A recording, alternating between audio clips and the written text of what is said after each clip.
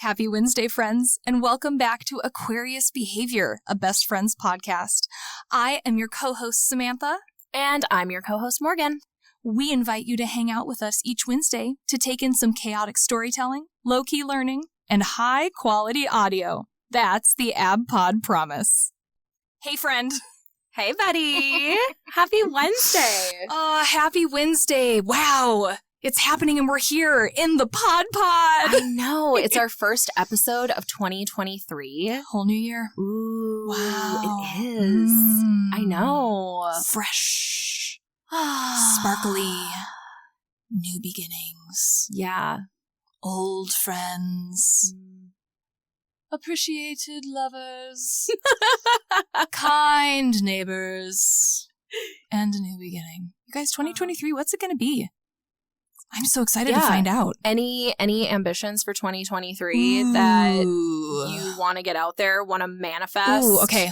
Throw it onto the universe. What am I going to lady fest first thing into this new year? Morgan and I were driving to the library and we were talking about manifesting, and why couldn't it be womanifesting or ladyifesting? We're going to ladyifest. I think just more good audio and quality content. Mm-hmm. I think that we're just going to really show that we can follow through with our ABPOD promise for a whole year. Because we have, what was our launch date, Morgan? It's been 1,000 years since we launched. Yeah, December 6th. So almost a month, because the day this recording will come out will be January 4th. So you're listening on January 4th. Welcome. It's been about a month. Mm-hmm. That's amazing. So I mean, I think checking in on January 6th to be like, hey, 2023, did we show up for you and provide some good content for our friendship and for the people who happen to be listening? Mm-hmm. Yeah. I probably think something a lot more deep later. But right now, we're focusing on just how fabulous this podcast is and how much joy, like I said previously, it just scratches a very specific part of my needs in my soul. So I think just more of podcasting. You guys, more podcasting. Woo! More podcasts. Yeah. Do you have podcast-related goals or personal-related goals for 2023? Yeah. Mine is to release a new episode of ABPOD once a week. Oh, yes. Love that. And so, we know that's going to be about 48 episodes, I think we looked at. There's a couple extra weeks in there. So yes, there are 52 weeks. We do know we can count, sort of. But so there's 3 fifth Wednesdays in this year 2023. And so that is my goal, is I just at least for 4 episodes each month. Let's make it every single Wednesday. Consistency. Those fifth Wednesdays, probably a bonus episode. It'll just be something fun and chaotic. Who knows? Yeah. But that's my realistic goal. And then, I'm going to just say it. I'm going to speak it into existence and manifest. Okay. I want to have a podcast lounge because we were talking about this earlier. So we'll I take everything back. That's also my goal for 2023. Yeah. I knew it was going to be more profound. Eventually. Podcast lounge. It costs, money to it does insulate, basically soundproof. Yep. And we have to buy a lot of mattress foam toppers. Yeah. So that may involve us just, I don't know, getting crafty, but I don't even know what it looks like. But I'm just going to manifest that right now. Yeah. I think that's exciting. We love the PodPod. We love the PodPod because it gives us access to good audio that we haven't had to pay for. Yes. It's free. I love the PodPod because it's free. But Morgan, let's talk about the temperature inside the PodPod, because I'm pretty sure that the temperature is always summer in the PodPod, and we usually have to take a break every 30 minutes or so just to take a little walk around in the lobby area outside the PodPod. And so manifesting the Pod Lounge into existence, fantastic goal. Yes. I can get behind you on that one. There's just not enough room for my beverages. That's the problem. They are currently outside of this 5x5 box. They are. And dehydration is... It's already setting in. Oh my gosh, I feel it. I can't talk about water because then I really want some. I know. But Morgan, those are really good goals for 2023. I think that we're just manifesting a lot of good things in the year, and consistency sounds like one of them, and also comfort sounds like the other. Consistency and comfort. Mm-hmm. Yeah. I like it. That's part of the ABPOD promise. Yeah, definitely. Well, I do have one thing in our opening ceremony is that I need to call to your attention. Okay, I'm ready. Okay, so my update today is pretty big. I'm not sure who is all aware of this. I may be late to the party, which is completely possible, but I noticed a new trend on TikTok where people are lip syncing to Snoop Dogg, but they're Snoop Dogg affirmations. And I was so intrigued, so I had to dig a little more into this. It's called Doggyland. Doggyland. Yeah, it's a real thing. And so if you don't know what Doggyland is, I'm about to read you the description from YouTube. Okay, I'm ready. The description on YouTube. Doggyland is a 3D animated series created by Snoop Dogg, October London, and Claude Brooks, executive producer of Hip Hop Harry. The show features a colorful cast of dogs in a vibrant world where they sing, rap, and dance to fun and educational songs that teach learning and cognitive fundamentals for kids all around the world. So I love this whole situation. Yeah. I was like, excuse me? But what is it? They're extremely catchy, and they are exactly like this says. It's affirmations for kids, but not only are they affirmations, but the affirmations are set to music and also set to a dance. And so that is really going to help kids with memory. I know I have also done therapy Motor before. skills. And not even the motor skills, but just your memory in general. I have been in therapy programs before where we learn affirmations and they all have some sort of motion to go with them because that link in your brain between your movements and your thoughts and your words that you're speaking and what you're hearing, you're basically just using all of your senses for this affirmation, which is going to help you learn, and it's also going to help you retain that information, and then eventually just, kind of your cognitive processes are going to evolve through that. So it was really impressive. Also, because we have psych degrees. And so white lab coat. I have a psych degree. I did not minor, but I specialized in child and adolescent psychology. I was like 3 credits away from a minor, and I was like, you know what? I just need to be done with school. So I always tell people I specialized in child and adolescent psych. Yeah. So for me, seeing this was very interesting. I was super pulled in immediately and like, whoa, look at you doing all these things, matching them together for kids to learn. And it just really filled my cup. And so I've been listening to some of those. There's a whole bunch of things on YouTube, and it just pumps me up in the morning. And I'm like, yeah, that's right. My feelings do matter. Today is going to be an awesome day. My feelings matter. Today's going to be an awesome day. Today's going to be an awesome day. Yeah, so those are some of the things that are said. And so that was my update today. I just had to bring that out, let everybody know about Doggyland if you don't already know about it. Snoop Dogg now does affirmations, and you can listen to him as an adult or watch him with your kids. And everybody can just have an amazing day. Snoop Dogg has such a nice voice, too. Like chill. Tonality of his voice. And it does speak to a teenager inside of me who really was just way, way too cool back in the day. Loved Snoop Dogg, and seeing him in this role, putting this good energy out, helping kids, the motor skills, the memory, the neuroplasticity that happens with all of those things linking together. And they're just good bops. Yeah. They're just some good bops. Yeah. Well, and I think because when I watched one, I think I maybe sent you one or you saw it, TikTok with me, you were in the room, and you mentioned, oh my gosh, this looks a lot like K-pop. Because it does. And it has kind of that exact same structure of, we're going to have this song or these words to this music, and it makes a song, and we're going to have this special dance. And so that, again, that is why K-pop is the way that it is, because they know they're targeting us, and I'm so okay with it. Yeah, love because it. I'm hardwired to love K-pop. It's already happening. But like, they know what they're doing, setting those dances to the music.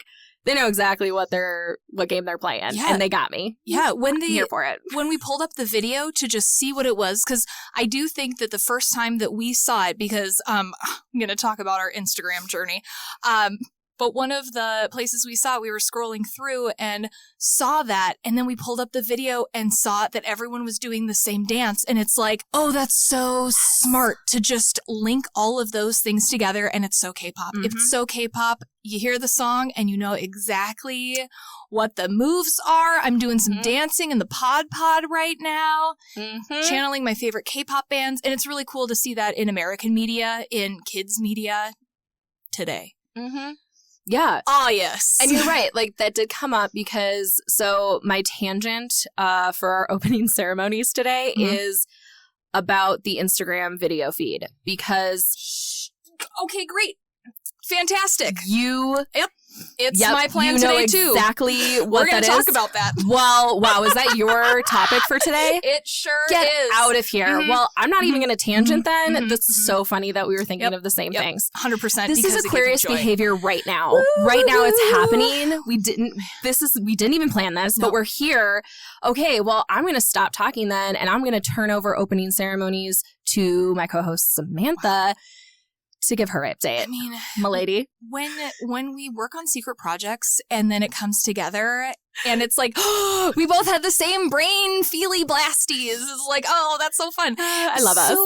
You guys, embarrassing story for Samantha. And, I just kicked the microphone. We've been communicating with someone on the Instagram that was not getting any of our messages. So months ago, you guys, I started sending Morgan on her personal Instagram account. Yeah, what was this, like February or March? Yep, February, March. I just started sending them to beginning of 2022. Yep, it sure was. It was not a long time, but it was definitely a couple months. And I would just send you a video every once in a while just to be like, hey, look at this little Insta moment that is just so us. And so you never said anything back, but also I know that you weren't active on Instagram. Like before, the PodPod existed and this journey happened. I was more of a passive Instagrammer. I just kind of look at the pictures, all the things. So I was sending you things and we didn't really talk about it because we have so many other things to talk about in our friendship that it's not going to be like, oh, hey, did you see the 6-second video of the funny thing about the plant I sent you? So cut to last week, you guys. And I'm on Instagram. Morgan and I are doing some office planning time. And I say, hey, have you been getting my Instagram messages? And you said, no. What are you talking about? And I say, well, when's the last time you used this account? And it was one of your older accounts. And you said, oh yeah, like maybe 2018. Like this is not the Instagram account that I am an active person on. It has some, haunted things from the past, but truly I don't go on there. And I say, oh, so you didn't see the 15 video notifications that you had on your Instagram? Oh, okay, cool. Because now what we're going to do, Morgan, we're going to sit down on this couch right now and watch every single one of them. And we did, you guys, and we were laughing so hard we were crying. Oh my gosh, I could not handle just how silly the situation was that I had been sending you videos for so long. We never talked about it. We didn't acknowledge it. Never came up in conversation. Turns out you got like a whole Insta video dump all in the span of like 2 minutes. Yes. It was such a gift. I treasure that memory because, I had no idea. And there's nothing wrong with this Instagram. It's out there. Yeah. Go find it. I stopped posting things because I got busy with my real life and then I wasn't focused on my parasocial life. Yes, absolutely. On the internet. And so I just stopped posting and then I literally just forgot my, your password and my login. Yeah. And I just didn't care enough. So I was like, whatever, it's still out there. Yeah. So this was such a joy because I had never seen any of those, but it was so funny to watch these with you live. And I was laughing so hard. I was crying and choking. I pulled my turtleneck up over my mouth because I kept coughing. I was laughing so hard I could not breathe. And there were a bunch of videos too where you would play that for me and I would ask, okay, when did you send that? And you're like, oh, I sent that in June. And then I would have a counter story for you about, okay, so that's even funnier because at that time, this is what was going on in my personal life that I didn't share with you. So that was super really spoke to the moment. Super duper relevant, but I didn't know that you had sent me that. And that happened with multiple It sure did. links. It's like there's a little tiny version of me that lives in your head. That's just like, he's just like, I just need to send this to Morgan. She'll get it. And it speaks to her soul. And it might not be completely us, but it's so us. Like, it's so us. One of the one that I just keep on going back to, and we can share this little podcasting secret with our audience, but there's one Instagram video that I love watching before we record because it just makes us laugh. It's the guy who is riffing and singing to the Golden Girls intro and just making his own vocal part. And it just gives me so much good energy in life. And so those were a lot of just those types of videos that I had sent your way, and just some really funny plant ones. A lot of just actually the content that we are presenting in this podcast. Oh my God, yes. Okay, well, and I know exactly which one you're talking about. So yes, I think that we can share that on our Instagram. I think we can share a link to that on our Instagram. We can post other people's videos on Instagram. Because we can share that. So we can post that on our Instagram. Oh my gosh, yeah. One in particular I'm thinking of with plants. Just when your plant dies. When your plant dies. And how angry you get when your plant dies. How do you cope? What are the stages of grief that you go through? How long do you sit in each of those stages of grief? Or do you just jump right to a specific one? We'll post some funny videos on the Instagram. But you guys, I could not believe that I had just been, like, also my short-term memory. I didn't remember that you hadn't said anything back because I never actually go into the feed. I just hit the little send button. I don't even compose a message. And so I never actually saw our chat or anything. And we talked often enough where it doesn't really matter. I'm Instagramming you, you're snapping me, and we're talking on the phone at the same time. It's fine. But yeah, that was a thing that unexpectedly gave me so much joy. And it's so rare that, like, we long con ourselves like that. Like, it had been happening since February that we were just building up this arsenal. And consequently, you guys, 2022 was nuts. 2022 was nuts, and it was very funny to see the moods and the vibes we were having during those times, because now I was like, ooh, hey, Morgan, I sent this to you in April. Do you remember what was happening then? June. Ooh, June was especially weird. Oh, and this was the video that I sent to you that week.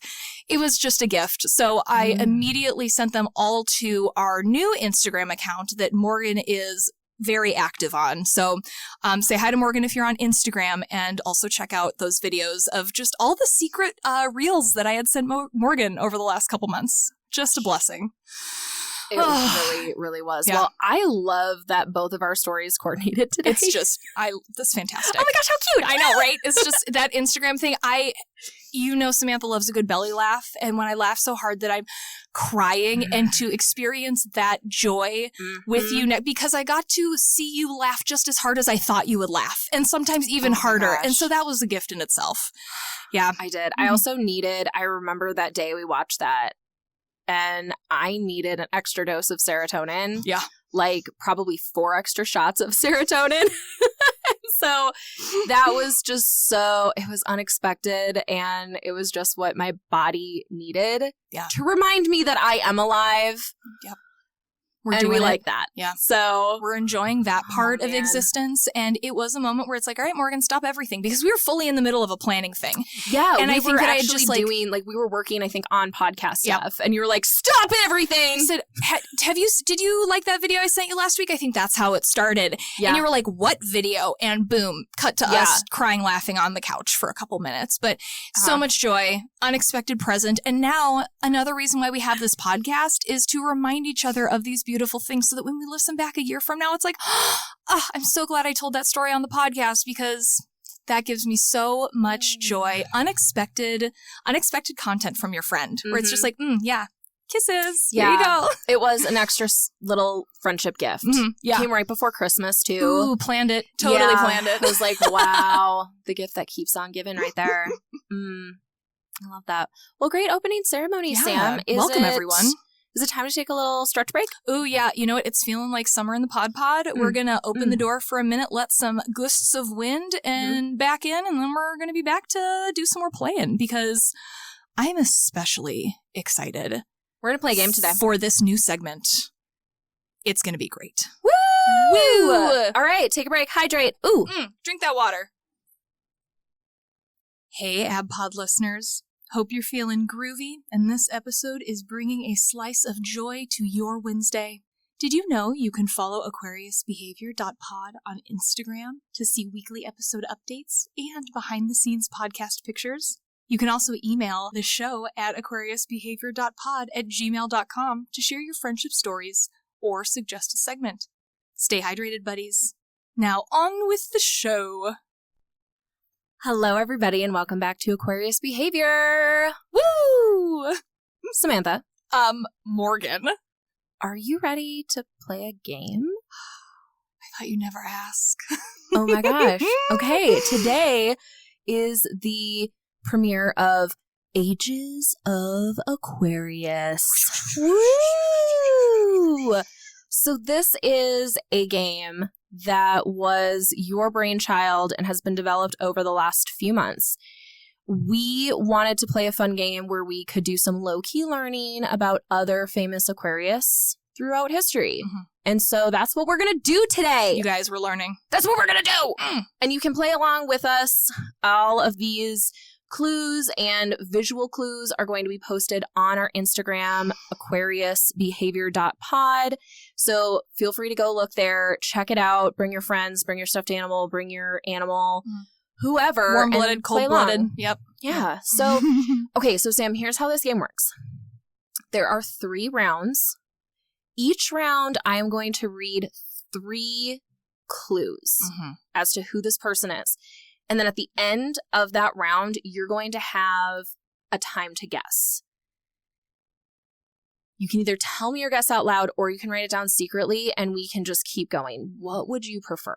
So I think that I am going to keep my guesses secret. Secrets. Okay. I'm going to write down who I think as we go. And then at the end, we can see how right or wrong I was and at what time Beautiful. We got into, okay, by this fact, I actually knew who it was. The evolution of the thoughts. I love it. Because I think that we'll have a nice time talking about, because I heard that you're going to tell us a little bit about history. So we're going to be hearkening back to yesteryear. And I always love dipping a toe into what the visuals were like and what life was like back in the day. So I'm excited to do some low-key learning, and I'm going to keep my secrets. Great. I love it. All right. Are you ready for round 1 of Ages of Aquarius? I sure am. Okay, here we go. Round 1. 3 clues. Number 1.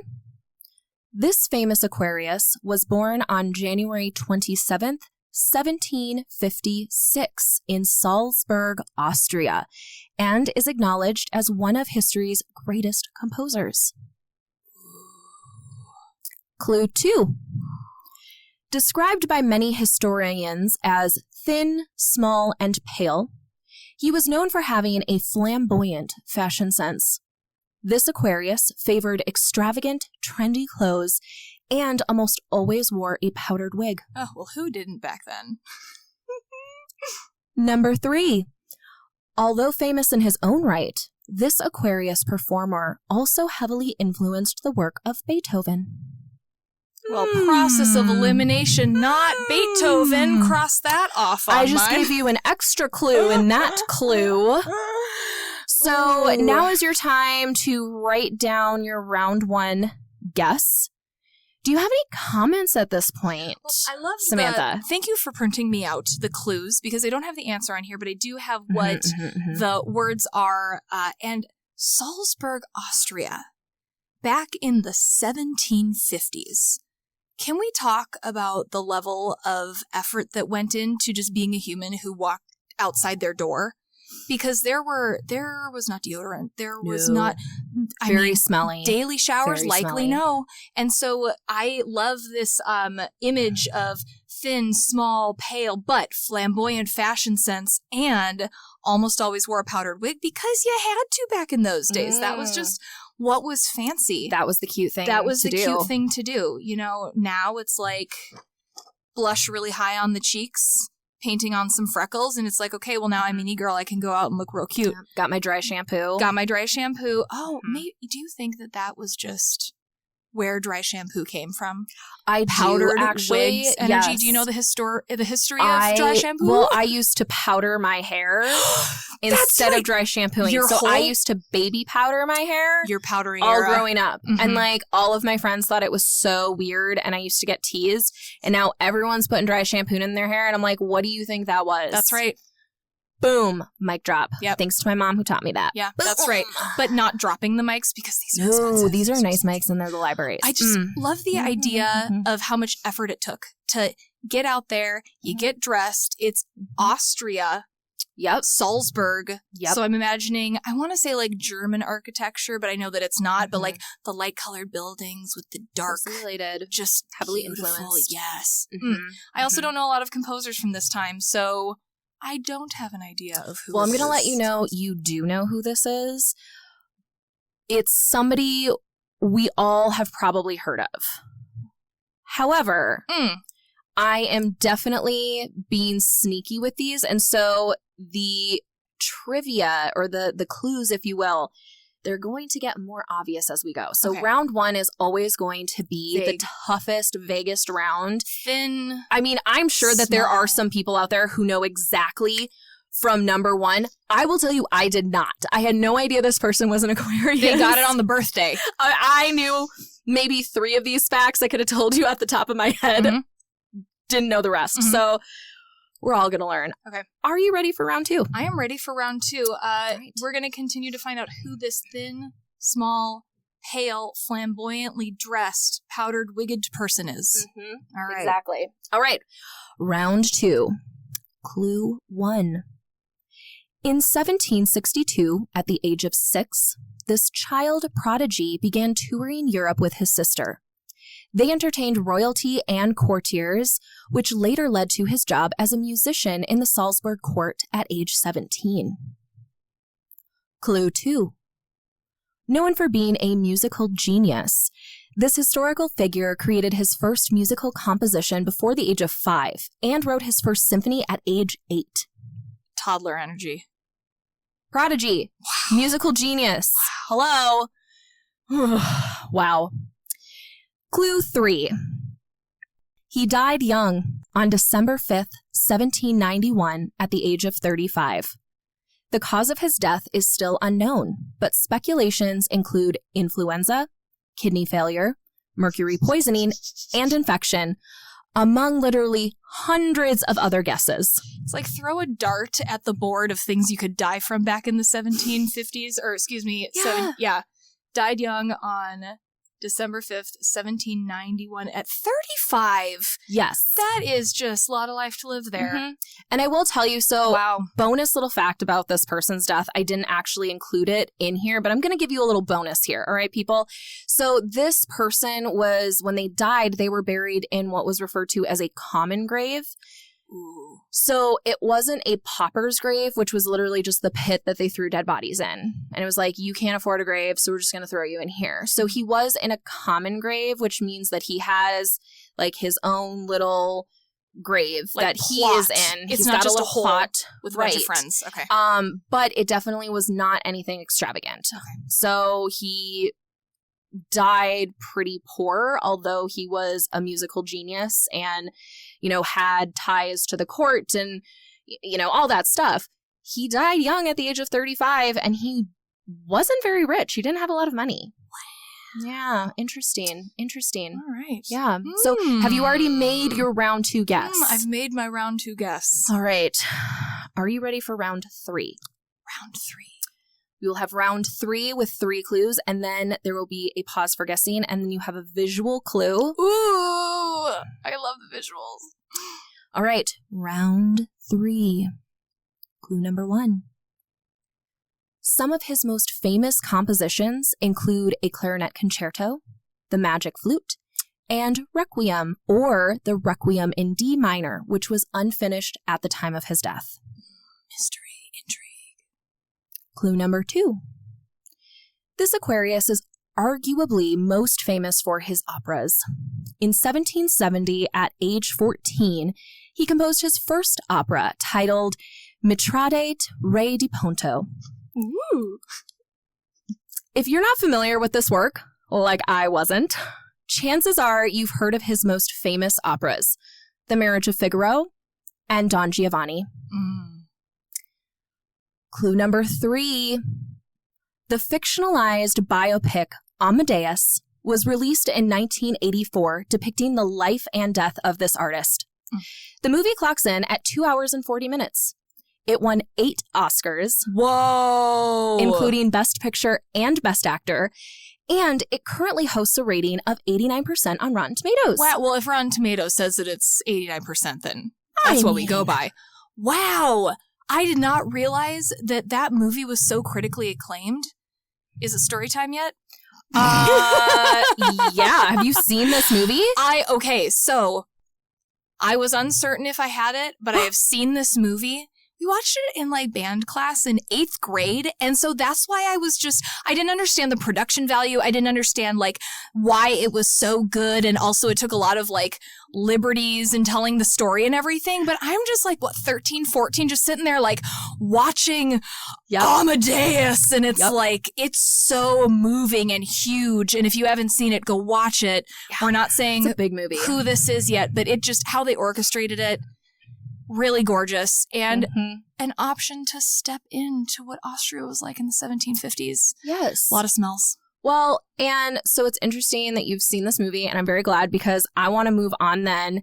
So do you need to put in your final guess? I have my final guess. Okay, round 3. Okay, that is the conclusion of round 3. Oh, congratulations. So we go to now our last clue number 10, which is a visual clue. Ooh. Since you said Amadeus, and you can I'm going to tell you guys check about this out on our Instagram. So this first picture is from the movie Amadeus. It's beautiful, you guys. So one of the things that I love about the movie Amadeus is that it does such a close-up view of our person, our Aquarius, directing and in front of all of the people that he's worked with and getting his music out and making it beautiful. And in this picture, it's a pink wig, which I'm very fond of. I forgot about the pink wig. It's a spicy look. Oh my god, it's a little bit of a Aquarius behavior coloring because there's also kind of a green oh my gosh, it really thing is. that he's wearing. I didn't even plan that. It's not quite mint, but still, I will take it. Realm. It is in the realm of Aquarius behavior, and I'll take it.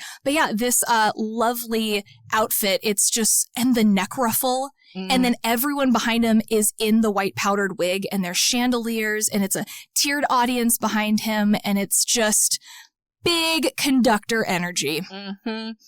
It sure is, yeah. And then this is an actual portrait of the person. This is important information. Okay. Because my brain forgets that the actors in movies aren't actually the real people in the... movie. Yep. Actual painting. Movie, actual painting. Yes. Okay. Yes. Yes. You guys, movies are so pretty, aren't they? Yep. Yeah. Well, let's. So Sam, now that we've done all of the clues, do you want to take a guess? You guys, at our age of Aquarius, it's the 6-year-old prodigy, Amadeus Mozart.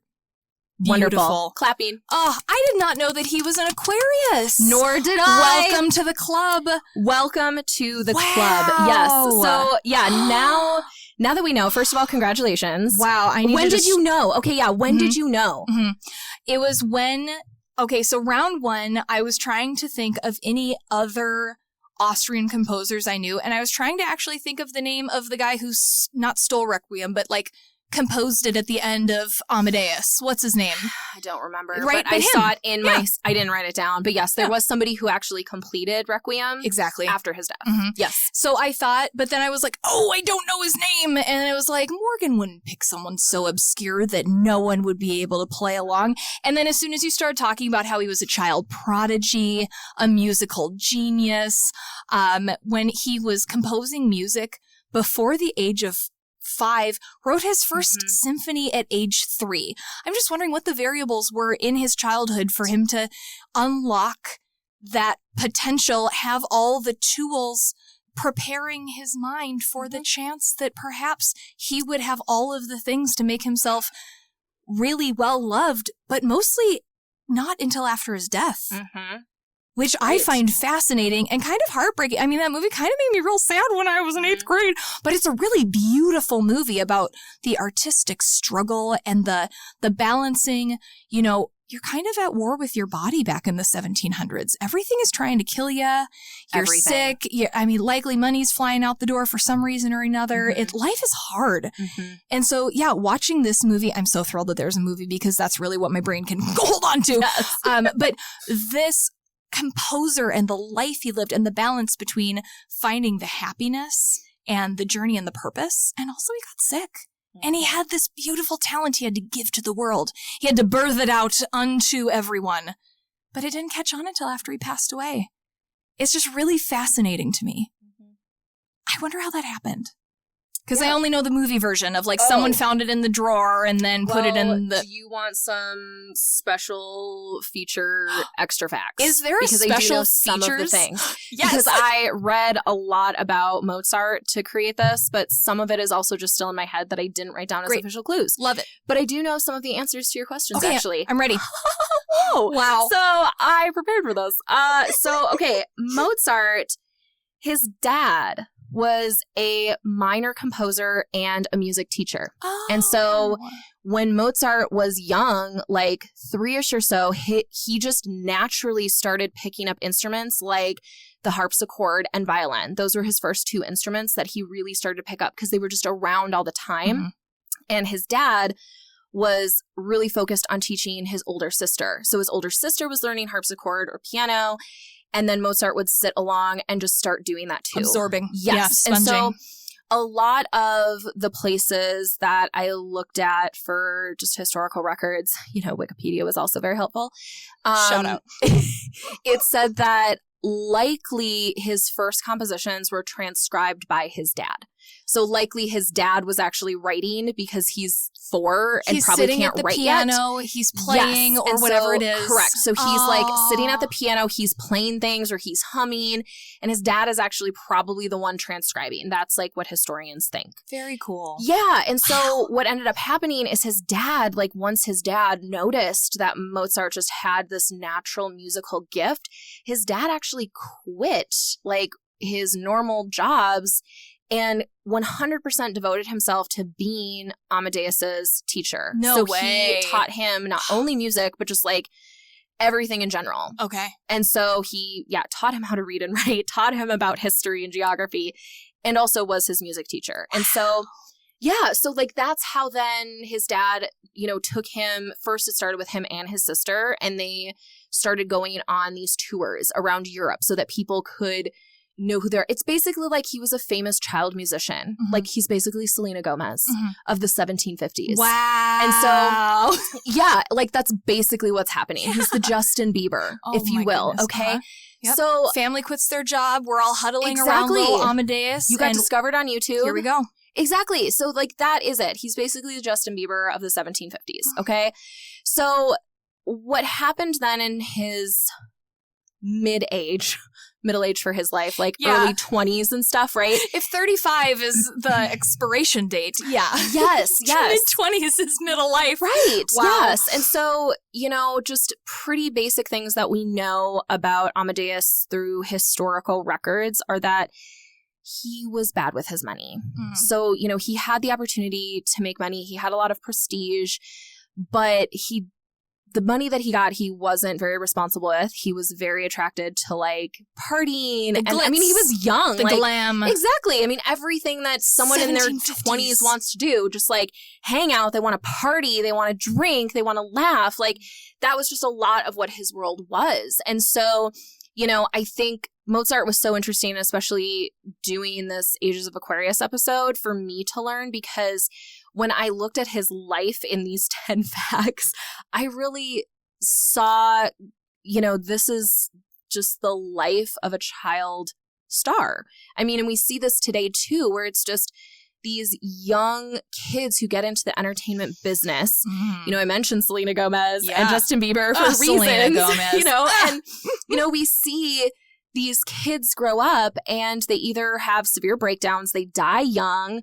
Some of them make it through and figure it out. But I think it's just, part of that hardship of being in that business so young is just there's also a lot of things you don't learn. You're just met with stardom and popularity and fame at such a young age. Like, what do you do with that? When you're turning into a person, you're going through likely puberty eventually. You've only been exposed to whatever bubble that your, child brain has experienced. And now being catapulted into that and then growing up through that in the years definitely skews the I'm using hand motions, definitely skews just the perspective Right. of what you would expect from someone who was that age in that society at that time. Oh, yeah. And also just a whole bunch of different opportunities and money, but he was bad with money. Right. He was. Because he didn't have a team behind him. Yeah. That's why people have teams behind him today. Yeah, he didn't, have a manager or whatever. And yeah, there was just nobody telling him how to responsibly handle his finances. Yeah.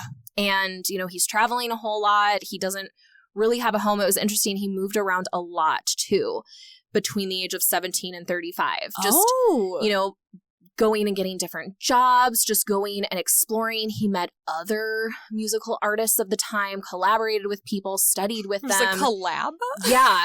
He actually almost was one of Beethoven's teachers. And so, yes. And so Beethoven was living in Austria for a time when he was younger, and he actually applied and had an audition to be one of Mozart's students and was accepted. But then he had to move back home. I think he got sick or something, or somebody got sick, or his parent died. Something happened. It's vague. Something 1750s-ish happened. 1750s-ish related. Yep. Calamity. Turmoil. Yep.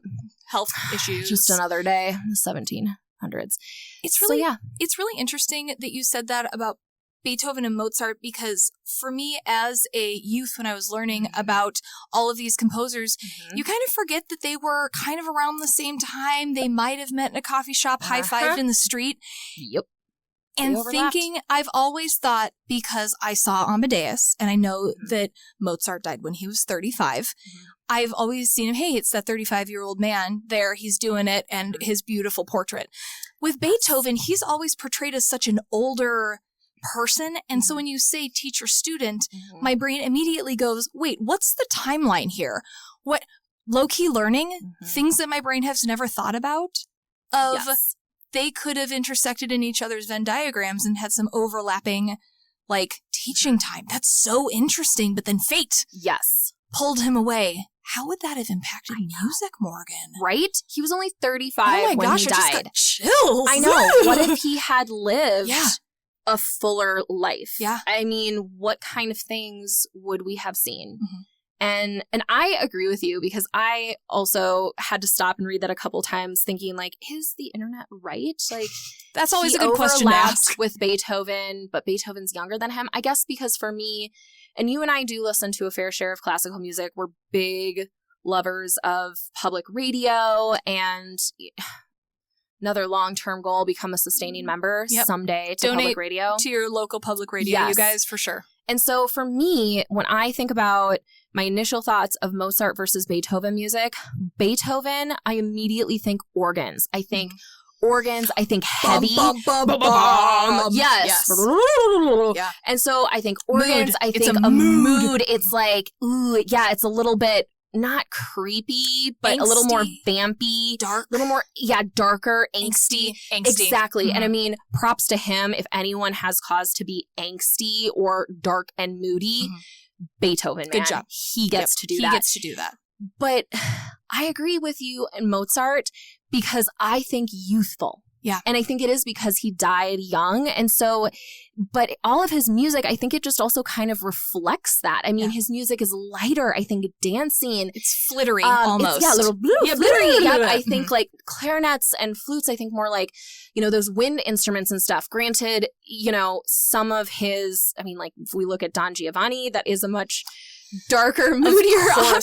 Of course, there are examples, but I think when you think overall, of Mozart in general, yep. And Beethoven is more I am Beethoven versus yes. This the best way. Is a classical music commentary podcast. Welcome. It is indeed. Yeah. So wow. That is our first segment of Ages of Aquarius. I did some low-key learning today. You guys, what was your favorite part of this segment? I learned that Mozart and Beethoven overlapped, and that's still kind of blowing my brain, even though I'm trying to end the segment and doing an outro. But you guys, did you hear some of the things that Morgan said? Wow, I'm so excited to do another one of these. I know. We're gonna learn about so many Aquariuses. We're gonna sprinkle them in there, yeah. And I do want to come back before we close this segment to watching this in band. Yes. Because I got very excited when you said that, because I also saw this for the first time in choir, actually. Yeah. It was in 7th grade. In choir class, it was like, before the holidays, it was after our concert, and so it was just a movie day. And so we watched Amadeus, and I was very confused by this movie. I want to watch it again now as, with 30-some-year-old lady. Yeah, 30-some-year-old lady.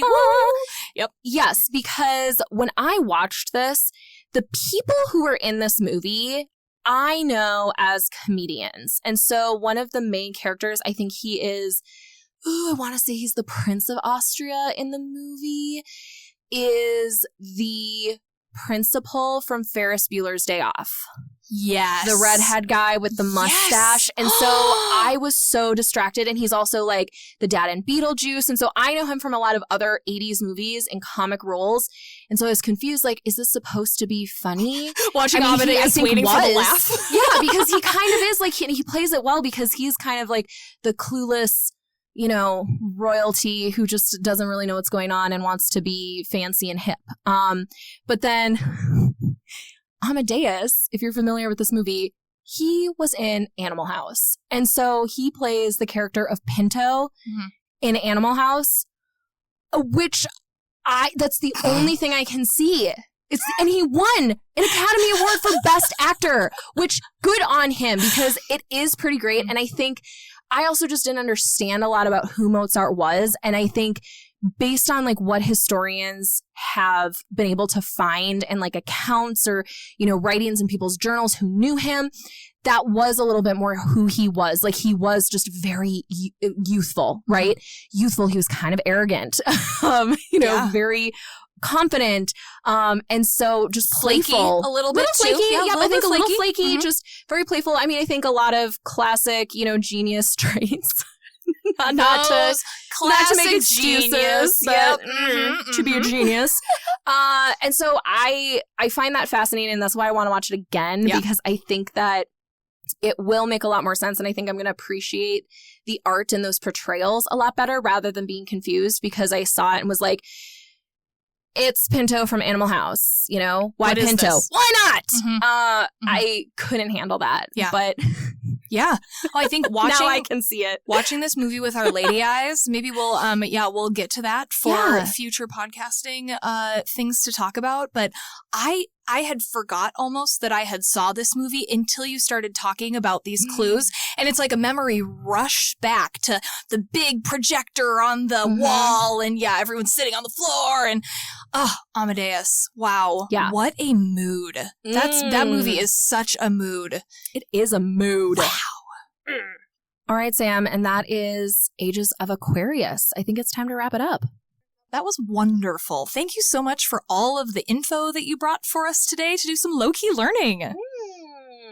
Yes, we love that low-key learning. We just want to give a shout out to our listeners. Thank you so much for being here and playing along with us. Wishing you love and abundance until next week, friends. Bye. Bye.